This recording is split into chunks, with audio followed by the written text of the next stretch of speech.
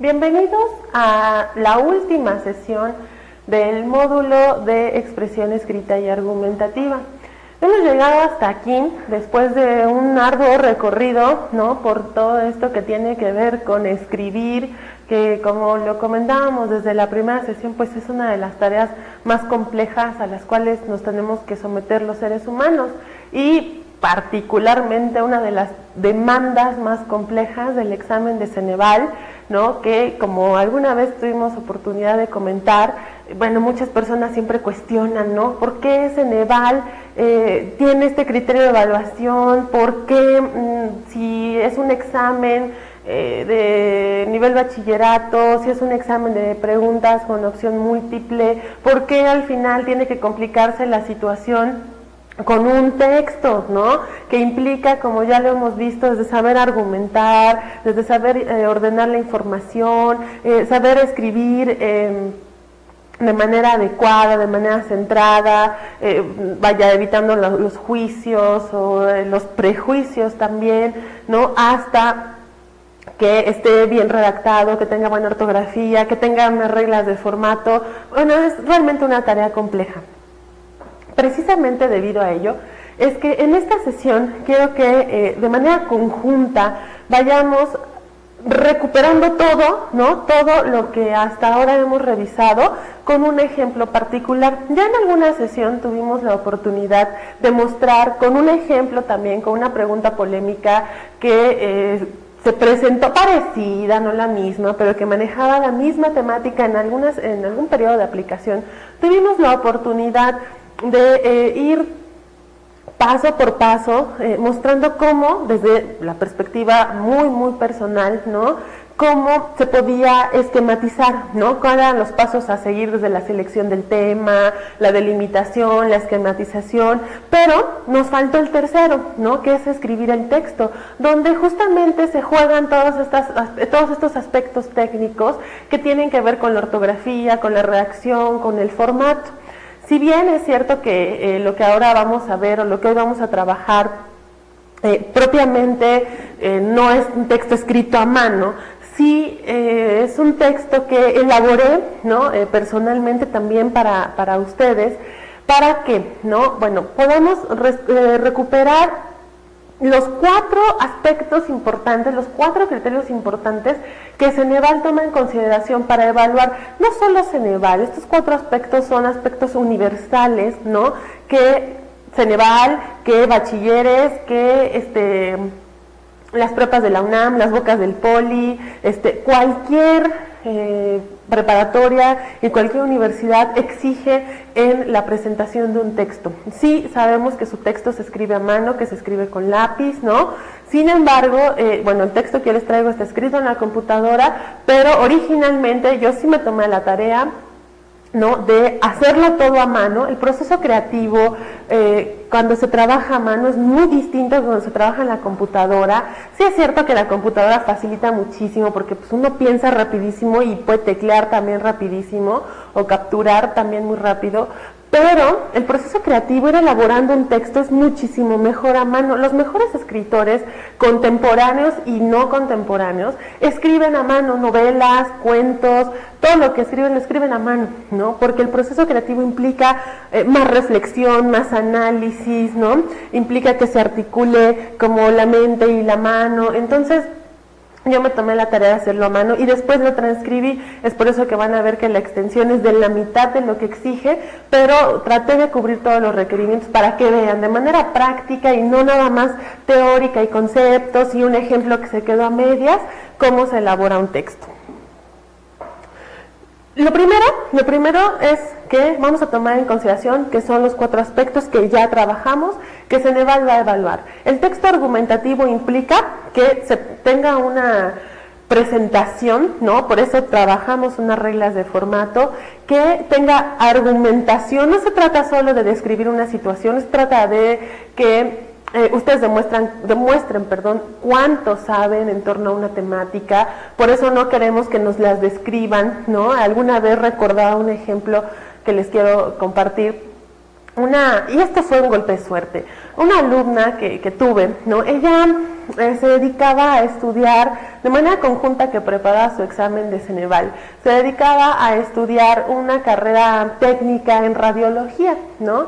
De esas que sacan rayos X y demás. Entonces, pues ella tenía nociones básicas de medicina. Y el día que va a presentar su examen, esta mujer, pues como andaba ocupada con todo y nada, como que no le quedaba bien a nadie. Entonces, no se preparó lo suficiente para el texto, ¿no? Sí, las reglas de formato, sí, la ortografía, sí, la redacción, pero no leyó lo suficiente. La suertuda, ¿no? Le toca un tema de aborto y lo que hace es explicar qué es el aborto, cuáles son los tipos de aborto, qué implicaciones tiene para la salud de las mujeres, y lo aprueba. Esto es un golpe de suerte realmente, el que nos pueda tocar un tema que nosotros conozcamos, nos guste, nos apasione, es una posibilidad mínima, existe una posibilidad mínima. Entonces no se trata de escribir, se trata de analizar, por eso la argumentación es lo que más peso tiene, pero también la ortografía y la redacción. ¿Qué es lo que se evalúa en cada caso? En términos de la presentación, bueno, creo que con las reglas que fueron abundantes, ¿no? En cuanto al formato nos dimos cuenta. Se evalúa que esté limpio, ¿no? Que sí es natural y comprensible hasta cierto punto, que cuando se escribe a lápiz, lo comentamos también en sesiones anteriores, pues uno va pasando la mano y el lápiz se va difuminando y se ve como grisecito, pero de ahí a que se vea toda una negrura, ¿no? Que parezca más un dibujo a carbón que un texto, bueno, hay una enorme diferencia. Entonces, que esté limpio, que no tenga rayones, que no tenga manchones de goma o borrones, ¿no? Por favor, tengan cuidado. Es muy normal que antes del examen se enfermen, ¿no? Entonces no falta que uno estornude o tosa y ahí se manche la hoja de algún fluido extraño, por favor, o que se corten con el filo de la hoja y se manche de sangre. No. Afortunadamente no vamos a tener la influencia o la presencia, mejor dicho, de agentes externos como bebidas o alimentos, porque no están permitidos al interior del salón, pero tengan cuidado, la limpieza es importantísima. La extensión, bueno, es otro de los elementos centrales, es todavía de los filtros visuales, que debe rebasar la cuartilla y media, y cuando digo rebasar estoy hablando de que puede ser de 5 o 6 líneas abajo de la cuartilla y media hasta 2 cuartillas. Ahí es fluctuante, puede ser una cuartilla y 3/4, una cuartilla y abajito de los 3/4. Si se quieren sentir más seguros, y no tienen que cubrir las 2 cuartillas exactamente hasta la última línea, no. Hay veces en que si quedan 5 o 6 líneas en blanco, 4, 3, está bien, ¿no? Si les digo que les quedan 5 o 6 líneas abajo en la cuartilla y media, está bien. Si es menos de cuartilla y media, van a tener muchos problemas, es muy probable que no lo aprueben. La letra, lo comentamos en otro momento, que sea clara, legible, de tamaño moderado, el uso de sangría, que es obligatorio, y tomando entonces eso, que es el primer filtro, ¿no? La revisión inicial, pasamos a la siguiente, que es la argumentación. Y en la argumentación entonces se van a evaluar aspectos como que en la introducción, ¿no?, se exponga una postura personal o tesis. Por favor, no se me angustien con este término de tesis, no es más que cómo se va a abordar la pregunta polémica. También se evalúa, ya cuando se empieza a leer, por supuesto, que haya una estructura identificable, es decir, que la introducción parezca introducción, que el desarrollo parezca desarrollo y que haya una conclusión. Es importantísimo. Hay un aspecto que se evalúa que se llama orden discursivo, incluso cuando reciban sus resultados 2 meses después de la presentación de su examen. En su hoja de resultados ustedes van a ver criterios que traen puntajes que se evaluaron en el texto argumental. Bueno, en la segunda fase, que es la lectura de comprensión, la ortografía, la redacción, el orden discursivo, ¿no? El vocabulario, por ahí creo que se me olvida alguno. Pero esto del orden discursivo, cuando uno escribe un texto, lo comentamos, hay que seguir una lógica escalonada, ¿no? Pasito a pasito tenemos que llevar al lector párrafo tras párrafo para que lo llevemos hasta un punto de análisis que es la conclusión. El uso de marcadores discursivos es básicamente que se note el paso lógico de un párrafo a otro, que no haya cortes abruptos o ideas, como en algún momento lo comentamos, que terminan así de trancazo y inicia otra que no tiene nada que ver. Eso se toma en consideración, que tenga una coherencia interna, que mantenga concordancia en los significados, ¿no? Las bases de la argumentación, eso se evalúa, ¿no? Es decir, ¿de dónde saqué la información? ¿No? ¿Me la inventé yo? ¿La imaginé toda y la aluciné? No, adiós, ¿no? Lo que se le da mayor puntaje, se le da mayor prioridad, les digo, y no solo Ceneval, sino que son criterios universales, es que las bases de la argumentación respondan a figuras de autoridad. A ver, aquí hay que hacer una aclaración. No quiere decir que tengo que poner según, ¿no? El fulanito que dijo y que estudia, o según tal. No, yo no tengo que hacer eso. Las figuras de autoridad son, de alguna manera, el conocimiento sólido que yo tengo. Si yo leí en el periódico, si yo leí en la revista, si me encontré un folletito, algún texto donde leí acerca de lo que pasó. Por ahí alguna vez mencionamos este ejemplo en la planta de Fukushima, cuando enfrentaron el maremoto y el terremoto, bueno, el tsunami, ¿no? Si yo leí algo de eso que leí y que recuerdo es información que está basada en una figura de autoridad, no en el sentido común. El sentido común también puede ser un referente, pero desgraciadamente en el sentido común, bueno, que medio ya, por ahí ya seguramente a estas alturas habrán leído un texto que quedó como actividad, que hablaba de que hemos perdido el sentido común. El sentido común es dudoso, hay veces que se distribuye información que no es fiable y que entonces tampoco podemos apostar a ella. Las figuras de autoridad son esta información que conocemos de las fuentes que estudiamos, de las noticias, de la tele, en la radio. No se preocupen, no se angustien, pero lo que sí se evalúa muy negativamente son las opiniones, los juicios de valor, los datos erróneos o inventados, ¿no? Por eso es muy importante evitar las especulaciones. No quiero que digan, bueno, a ver, yo leí esto en las noticias, yo sabía esto, la gente dice esto. Si conjunto todo, seguramente voy a entender, ¿no? Que sí, que los mayas aceptaron, el mundo se va a acabar, ¿no? Cuidado, no queremos que especulen. El terreno de la especulación es peligrosísimo en un ensayo, en un texto académico. No queremos que digan, bueno, es que tal vez podría ser esto, por acá, por allá. No queremos opiniones, no queremos que sea tendencioso, no queremos que se cargue hacia un lado o hacia el otro. Por favor, eso se evalúa de manera negativa. Figuras de autoridad, sentido público, ¿no? Lo que socialmente se sabe o se dice. Confíen en lo que saben. Las personas, todas, sabemos mucho de muchas cosas. No importa que haya papelitos que digan que unos tienen la primaria, otros tienen la licenciatura, otros tienen la prepa, otros no la tienen. Los papelitos no son garante de nada. Todos sabemos mucho de muchas cosas. Atiendan a eso, atiendan al sentido común. Memoricen alguna información, no se saturen tampoco de información, pero lo que lean, apréndanselo, platíquenselo a otras personas. Así también se afianza el conocimiento. Cuando uno lee algo en el periódico y llegas y le dices, oye, ¿qué crees, fulanito, fulanita? Fíjate que me enteré tal, se afianza el conocimiento. Cuando lo necesitemos a la hora de escribir, es muy probable que esté ahí. Ustedes es cuestión de que confíen.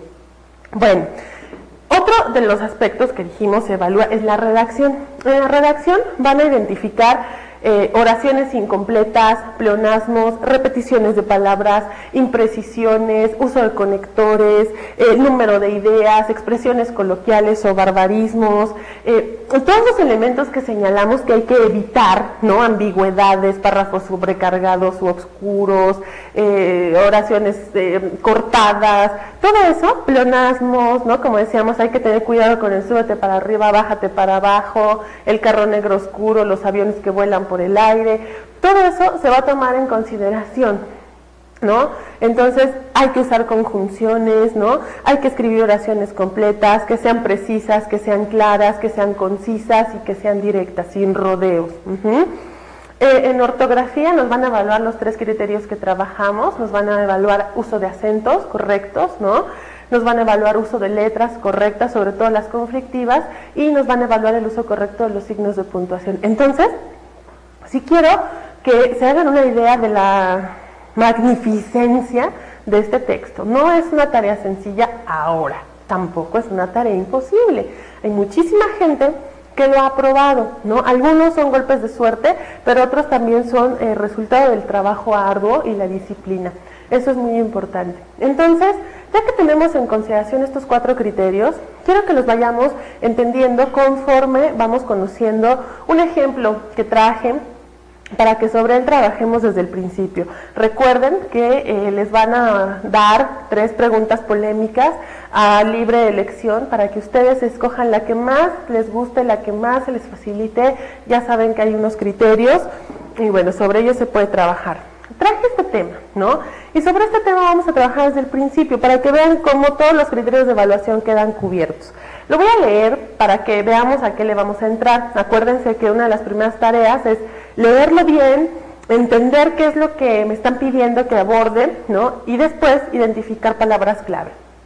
Dice, ante las demandas y exigencias de la vida económica actual, así como los vertiginosos avances de la tecnología moderna, un número importante de empresas han optado por sustituir el trabajo que realizan las personas por el de máquinas cada vez más rápidas y eficientes que reducen considerablemente los costos y tiempos de producción. ¿Estás o no de acuerdo con esta situación? Acuérdense que la primera trampa que yo identifico, la primera inconsistencia, lo que no se me hace lógico, es que si me están pidiendo un texto argumentativo, que básicamente consiste en mantener un punto neutro en base a contrastes y en la exposición de una postura personal que no una opinión personal, la primera trampa que identifico que me quiere meter Ceneval es la pregunta. La pregunta va dirigida a mí. Bueno, no, la pregunta originalmente en el examen no se las van a encontrar redactadas en segunda persona, no son igualados, la igualada soy yo, ¿no? Siempre están redactadas en usted, sí se dirigen a una segunda persona, pero usted, con todo respeto.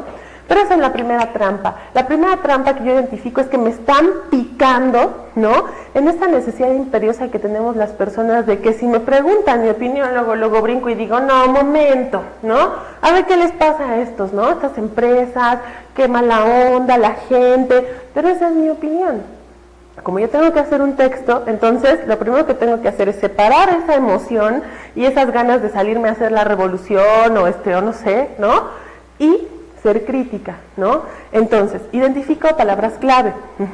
Cuando yo identifico palabras clave, estoy acercándome a hacer una delimitación. Este tema en particular lo quise traer porque es un tema bien amplio, exageradamente amplio, ¿no?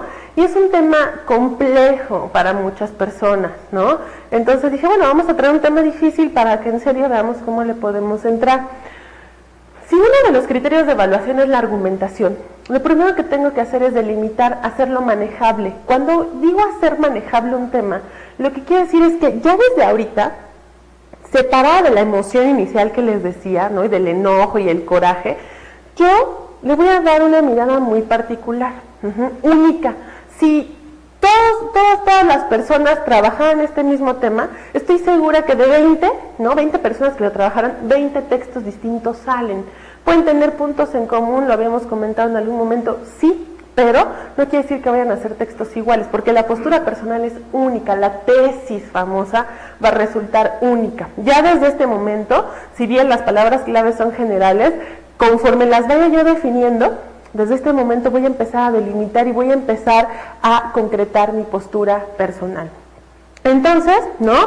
Yo no elijo, es que creo que son las palabras clave, no estoy segura de ello.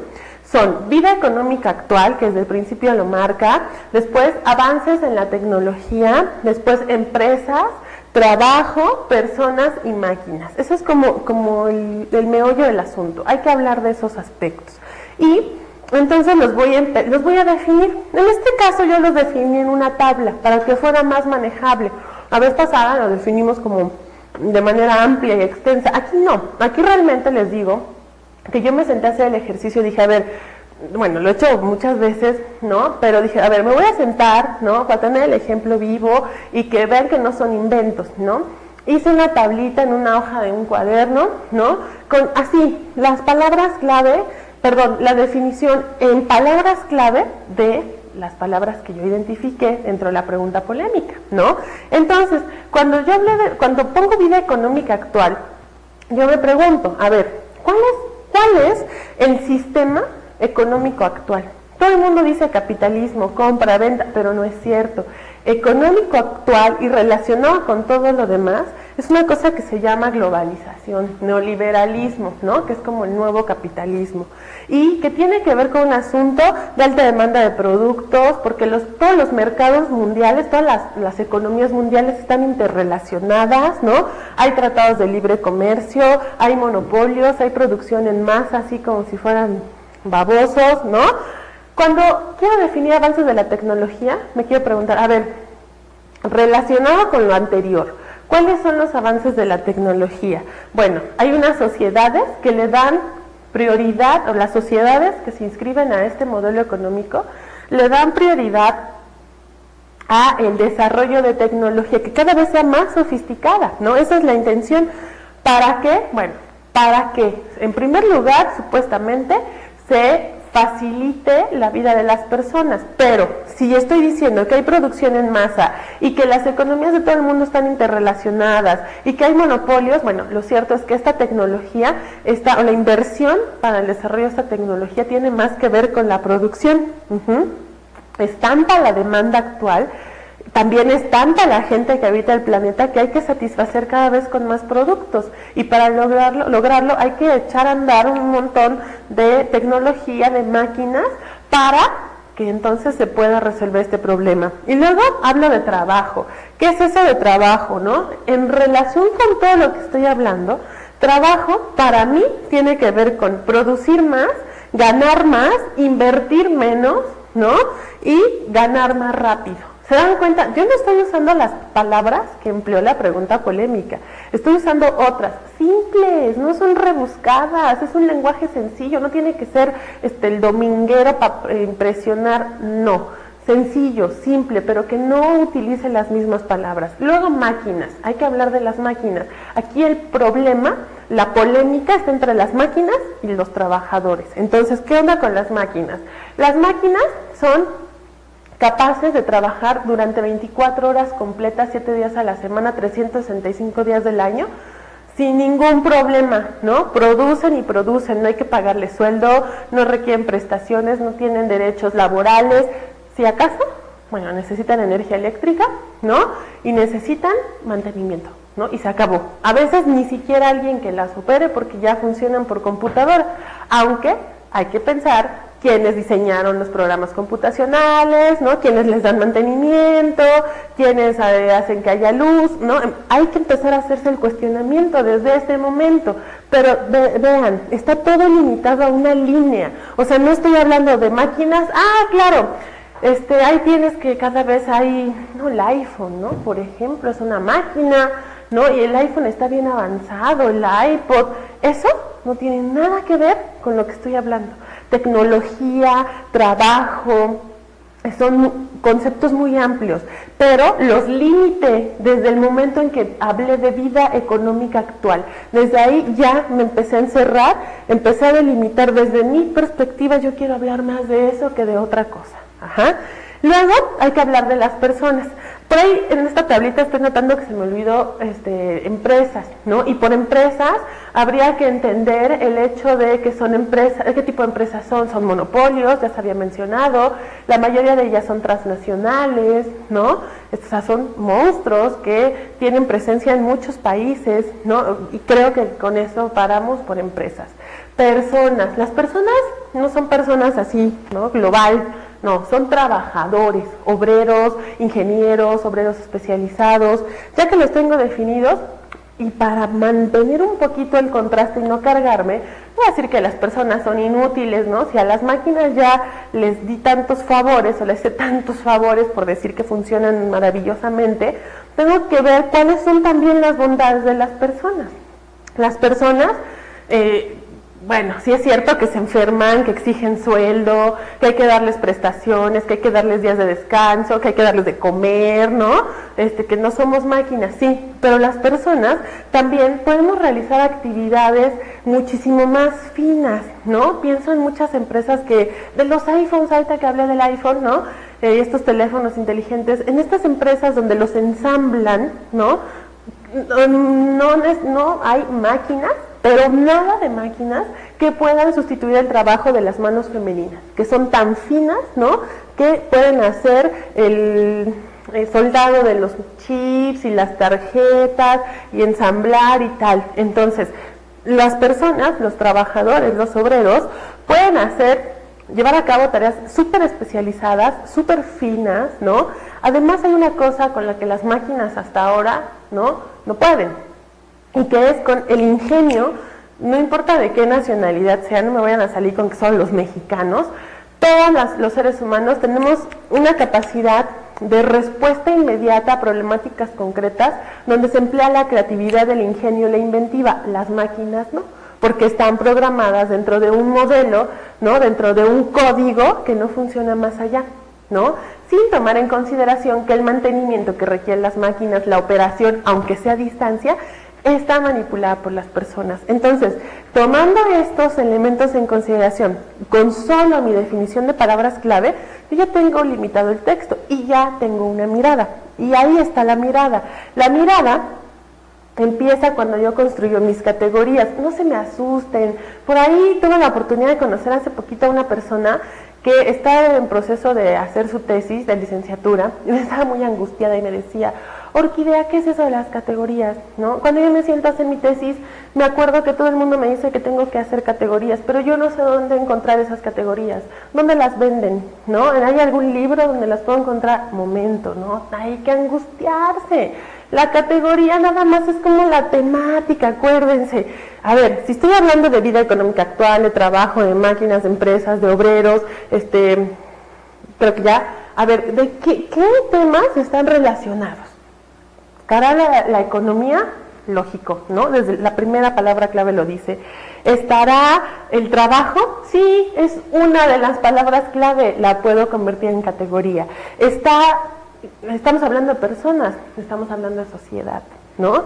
Esas son categorías, yo las invento, yo las construyo, no hay que buscarlas, no están en ningún lado, es mi mirada. Ajá. A lo mejor a alguien se le pudo haber ocurrido hablar de derechos humanos, ¿no? O de derechos laborales, mejor dicho, porque ahí está el debate, ¿no? Los trabajadores y las máquinas.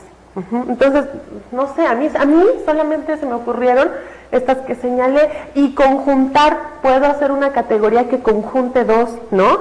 Sociedad y economía, porque me va a dar un resultado distinto. Entonces, cuando yo construyo mis categorías, ¿no? Estoy construyendo ya a más detalle, ya le estoy dando como el acabado fino a mi postura personal, mi tesis famosa. Y ahora que empiece a esquematizar el texto, que empiece a construir, acuérdense que ahorita con estas categorías y el esquema inicial construyo su columna vertebral. Ya ahora que empiece a rellenar, ¿no? Cada una de las categorías, cada uno de los elementos estructurales, voy a empezar a ponerle más huesitos, carnita, pielecita, hasta que acabe teniendo ya un cuerpo completo. Entonces, esquematizo, ¿no? De entrada, bueno, sé que tengo que poner una introducción, unos antecedentes, economía, trabajo, ¿no? Recupero mis categorías, sociedad y trabajo, y conclusión. El orden de mis categorías, no sé si vaya a ser ese. Ese va a depender de cómo vaya, más bien de cómo vaya, de qué información integren los antecedentes, ¿sale? Entonces vamos a empezar. Acuérdense que la información que incluí en la definición de palabras clave me puede servir para rellenar el esquema o no. Igual la puedo postergar para el momento de elaborar el texto, o igual puede que no me sirva, pero fue una pauta para que yo empezara a pensar. Pensar no es una tarea que se dé así mágicamente, aunque debiera, ¿no? Para eso tenemos cerebrote. Pero tenemos que hacer que como si fuera carro, perdón por el ejemplo, como si fuera carro, empieza a calentar, carro viejo, ¿no? empiece a calentar, para que de esa manera pueda yo hacer nexos de ideas que desde el principio pude no haber notado. Entonces, fíjense, cuando yo empiezo a esquematizar, todavía no estoy escribiendo, ¿no? Todavía, acuérdense, mis hojas, suponiendo que es el día del examen, todavía mis hojas, ¿no? Las buenas, las que me dio el aplicador, las tengo guardaditas, intactas. Estoy trabajando sobre las hojas donde puedo hacer borradores. Entonces voy a hacer mi esquemita muy rápido, ya tengo la información, ya nada más la voy a organizar. Tampoco voy a escribir un borrador, son también oracioncitas clave. Cuando empiezo a esquematizar, empiezo a construir este criterio de evaluación que dice que la estructura sea identificable y que las bases de la argumentación sean figuras de poder. Desde este momento empiezo a hacer eso. Si yo me arriesgara, necia, ¿no? Como a veces soy, si yo me arriesgara y dijera, no, ¿sabes qué? Yo voy a agarrar mis hojas y me voy a echar el texto así porque, hombre, yo refregona, ¿no? Si yo quisiera hacer eso, esos dos criterios de evaluación que son importantísimos, en base a qué argumento y cómo estructuro, los estaría comprometiendo y con ello mi calificación, ¿no? Entonces, en antecedentes, acuérdense que la introducción la postergo para el final, porque la introducción hace la presentación del texto completo. Voy a empezar entonces por los antecedentes, porque los antecedentes van a ser mi punto de partida, su nombre lo indica. Entonces, acuérdense, para hacer los antecedentes yo me puedo preguntar, ¿en qué se origina la situación que está planteada en la pregunta polémica? ¿Qué la provocó? ¿Qué la causó? ¿No? Yo por ahí alguna vez leí en el periódico, en el Financiero, que a finales de la década de los años 80 se instauró en Inglaterra un nuevo modelo económico, ¿no? Que se llama neoliberalismo, globalización, los puedo usar indistintamente. Que ese nuevo modelo económico transformó las relaciones económicas entre los países, ¿no? Si antes cada quien tenía como sus economías nacionales, ahora se hizo como una especie de mercado mundial donde todos los países tienen relaciones económicas y que también se transformaron las formas, perdón por la redundancia, las formas de producción, ¿no? Que antes se producía en base a la oferta y la demanda. Todo eso no lo voy a poner, pero yo lo tengo que tener claro, ¿no? Que antes se producía en base a la demanda, ¿no? O sea, si alguien me compraba mi producto, yo, perdón por la redundancia otra vez, yo producía más. Si no había demanda, no lo producía. Ahora no, ahora eso se modificó. Y todo eso coincide con la década de los 80, el aumento de la población y el auge tecnológico, que empieza así, ¿no? A haber tecnología por todos lados en todas las áreas. Se acabó. Como el párrafo de antecedentes va de las 5 a las 8 líneas, ¿no? O bueno, 5 a 9, no lo voy a saturar de información, no tengo que demostrar que soy experta en economía. Además, todavía me quedan más párrafos por desarrollar. El primero, para mí, ¿no? Que debe ir después de los antecedentes, es el de la economía, porque de eso estoy hablando. Entonces, estoy hablando básicamente de economía, tengo que conectar, no me voy a pasar a sociedad, ¿no? Entonces, en economía voy a decir qué es eso del neoliberalismo, lo que yo entiendo, no tengo que poner la teoría económica, ¿no?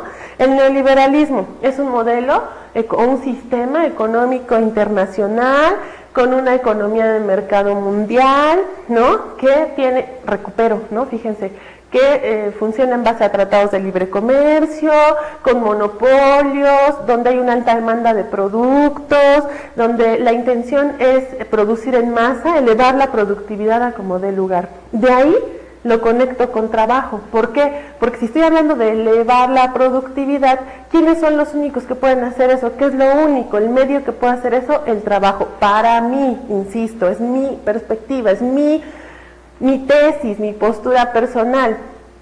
Pueden estar difiriendo de mí en este momento y estoy totalmente de acuerdo porque son cabezas distintas, mundos distintos. Entonces, si la categoría que sigue es trabajo, ¿no? Voy a hablar y ahí yo voy a meter un término, así, no para impresionar, porque es que así se llaman. Yo me acuerdo que en ese artículo del periódico así lo manejaban, ¿no? conformación de sociedades tecnocráticas, es decir, sociedades, lo que ya había puesto, que favorecen el desarrollo y uso de la tecnología, que hacen grandes inversiones en ella, ¿no? Que son los países industrializados los primeros que están invirtiendo, que la intención es facilitar la vida de las personas, pero que también es favorecer o elevar o hacer posible la producción masiva, ¿no? Entonces, ya con eso lo cierro. Ahora, si hablo de trabajo, forzosamente tengo que hablar de sociedad, porque ahí es donde entran los trabajadores, donde entra la gente. Ajá. Ya di la pauta cuando hablé de sociedades tecnocráticas. Entonces, lo que tengo primero que hablar, me voy a concentrar en los trabajadores y no en las sociedades, así del mundo, porque me voy a perder. Los trabajadores enfrentan el problema del desempleo. ¿Por qué? Parece que no le pueden hacer la competencia a las máquinas, ¿no? Las máquinas son muchísimo más eficientes, recupero eso que definí, ¿no? Que pueden trabajar 24 horas, que no exigen prestaciones, sueldo, ¿no? Que son más eficientes. Y me sigo empiezo a conjuntar sociedad y economía, me va a dar un resultado.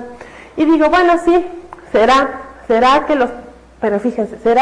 que los trabajadores parece que no pueden hacer la competencia. No lo estoy asegurando tajantemente, lo estoy generalizando, lo estoy dejando un poco, no abierto, porque no es la idea que sea impreciso, pero no lo aseguro, lo matizo diciendo, parece que los trabajadores no pueden hacer la competencia, parece, diciendo lo que sea. Y luego fíjense lo que voy a hacer en sociedad y economía. El desempleo, ¿no? que es una de las consecuencias de la implementación de tanta tecnología, ocasiona un desequilibrio en los sistemas económicos, ¿no? Porque se reduce el capital para poder invertir en tecnología. Las empresas entonces enfrentan dificultades para posicionarse a nivel internacional, que es desde el principio la finalidad del modelo económico, ¿no? Que sea esta economía mundial donde todos estemos relacionados con todos. Yo hasta ahí le puedo dejar, no sé, cuando empiece a escribir el texto a lo mejor se me ocurren más ideas, no lo sé, ¿no? Ahorita con eso ya voy teniendo pautas, ya se va abriendo mi mente, ya digo, claro, y empiezo a pensar en cosas que vi en las noticias, quizá lo que escuché en la radio cuando venía para acá, quizá lo que me contó mi mamá que le pasó en el lugar donde ella labora, ¿no? Lo que me contó el señor del mercado, donde le compro verduritas y pollo. Entonces empiezo como a hacer asociación de ideas, de toda la información posible. Acuérdense, les voy a decir como una maestra mía muy querida me dijo alguna vez, cuando uno escribe un texto debe aprender a jalar agua para su molino de donde sea, no importa, siempre y cuando sea agua y siempre y cuando haga funcionar tu molino. Esto quiere decir que voy a jalar toda la información, no importa dónde la saque, que sirva y nutra a mi tema, no que sea irrelevante. Yo hasta ahorita, se dan cuenta, no he hablado de computadoras, no he hablado de internet, no he hablado de Carlos Slim, ¿no? Se me ocurre uno de los grandes representantes de este sistema económico. No he hablado de nada en concreto, he abarcado puras generalidades, no he especulado, no he dicho, en el futuro, sí, toda la gente va a quedarse en la pobreza, ¿no? Y entonces las máquinas nos van a controlar. No estoy alucinando, estoy concreta en un tema. Y si se dan cuenta, solo usé información así un poco compleja, si se quiere, cuando definí las palabras clave, cuando hablé de neoliberalismo y economía de mercado mundial y todas esas cosas. De ahí en fuera, son como 2 o 3 conceptos, todo lo demás es cosas del sentido común, no inventadas, no raras, sino concretadas a lo que uno sabe, a lo que uno ha escuchado. Bueno, ya que llegué aquí, acuérdense que ya en este momento ya puedo incluso planificar completa mi conclusión. Ya tengo una idea, a lo mejor al final cambia, no sé, ¿no? Tampoco es una versión definitiva, pero yo me arriesgué a hacer una con toda la idea a ver si me quedaba. Entonces quedó así, la voy a leer. Es cierto que el sistema económico actual exige una mayor productividad en el menor tiempo posible y a bajo costo. Pero lo es también que el capital humano es necesario para mantener en equilibrio a la economía, por lo que resulta fundamental tomar en consideración a ambos actores, ya que sin una moderada interrelación entre ellos, el sistema simplemente deja de funcionar. Fíjense lo que hice. Dije, sí, será, ¿no? Que la tecnología y las máquinas sí, pero también es esto importante. O sea, si se dan cuenta, respondí a la pregunta ni diciendo sí, ni diciendo no. Todo lo contrario, no se confundan, no se espanten, es una postura neutral. Estoy diciendo, sí, hay que tomar en consideración a las máquinas, la economía que exige, pero hay que tomar en consideración a las personas, porque sin las personas, entonces no hay economía. Y mantengo el equilibrio lo más que se puede. No sé, insisto, si vaya a ser la versión definitiva, porque a lo mejor cuando empiece a escribir por ahí integro algo que la cambie, pero ya está la idea general. Y la introducción también, ahorita que todavía no empiezo a escribir, que estoy planificando, ya me la puedo echar, y más la introducción ya debería ser más fácil. La conclusión es canija, la verdad, perdón por la palabra, pero es complicada porque cómo cierro, cómo resumo todo de manera que sea contundente, directa, sin juicio, sin preguntas, sin tal. Bueno, a mí ahí más o menos creo que me salió. La introducción va a presentar, ¿no?, al texto. A lo mejor no me queda tampoco, esa es la versión definitiva, ¿no? Ya es como una primera aproximación, pero ya me puedo aventar a redactarla completa para que presente todo el texto, ¿no? Que enseñe un poquito, acuérdense, les decía, que enseñe un poquito de pierna para que venda, no vaya a enseñar las dos y en mini, porque no va a vender, no tiene que contarlo todo, tiene que dar una presentación, invitar al lector a que quiera seguir leyendo, a que diga, a ver cómo, ¿no? Ahí sí, no que sea imprecisa, no que quede abierta, pero sí que dé la pauta. Yo hice esta, miren, se las voy a leer. El mundo enfrenta una nueva dinámica económica que implica el uso de tecnologías cada vez más sofisticadas para cubrir la demanda internacional de productos, lo que a su vez pone en entredicho el equilibrio del propio sistema económico. Les conté y no les conté, ¿no? Hablé de que la vida económica actual demanda, ¿no?, tecnología. Bueno, la palabra tecnología es inevitable, aunque no se supone que no debía usarla porque está en la pregunta polémica, pero bueno, o sea, no la copié tal cual, sino la cambié por tecnologías cada vez más sofisticadas, ¿no? Hablé de una de las implicaciones del sistema económico, que es la demanda internacional de productos, ¿no? Y al final, en la última oración, hablé un poquito, así como que dejé entrever a qué voy a llegar, cuando digo que esa misma dinámica pone en entredicho el equilibrio de todo el sistema económico. Ahora, ya que tengo el esquema, ahora sí viene lo fuerte, ¿no? Escribir el texto. El tercer paso del método, ¿se acuerdan? Escribir el texto. Pero escribir el texto implica que todo lo que aprendí en redacción y todo lo que aprendí en ortografía acentual, puntual y de letras, tengo que aplicarlo aquí. Entonces empecé a construir los párrafos. En este caso, ¿no?, les voy a presentar todos los párrafos, cómo los construí, cómo escribí con base en las palabras clave. Remarqué con colores cosas que me parecen importantes. Con verde, los conectores son fundamentales, son los señalizadores del orden discursivo. Marqué con naranjas, espero se alcanza a apreciar, los signos de puntuación, ¿no? En qué momento los usé, para que vean que no necesito retacar de comas, de puntos y comas, ¿no? Y con azul marqué los verbos. ¿Por qué los verbos? Porque los verbos son los que permiten saber que no corté la oración, que tiene concordancia, de qué estoy hablando, en qué tiempo estoy hablando, de qué estoy hablando, qué tipo de acción realiza, ¿no? Entonces, habíamos dicho que en todos los párrafos, en todos se tiene que hablar en presente, de preferencia, salvo donde tenemos permiso es en el de antecedentes, que puedo hablar en pasado. Entonces, fíjense, se los voy a ir leyendo y les voy a ir dando como las indicaciones o las señalizaciones de los criterios de evaluación. Acuérdense, para empezar el texto, para vencer el miedo a la hoja en blanco, siempre funciona con empezar con en la actualidad, siempre, de veras, ¿no? Se ve bonito, da la introducción, contextualiza, da la entrada, ¿no? Acuérdense que cuando digo contextualiza, nos pone en tiempo presente de manera concreta. Entonces digo, voy a leer, en la actualidad El mundo es lo mismo, ¿no? Enfrenta una nueva dinámica económica que implica el uso de tecnologías cada vez más sofisticadas para cubrir la demanda internacional de productos, lo que a su vez pone en entredicho el equilibrio del propio sistema económico. Fíjense el número de comas, ¿no? Comas, 3.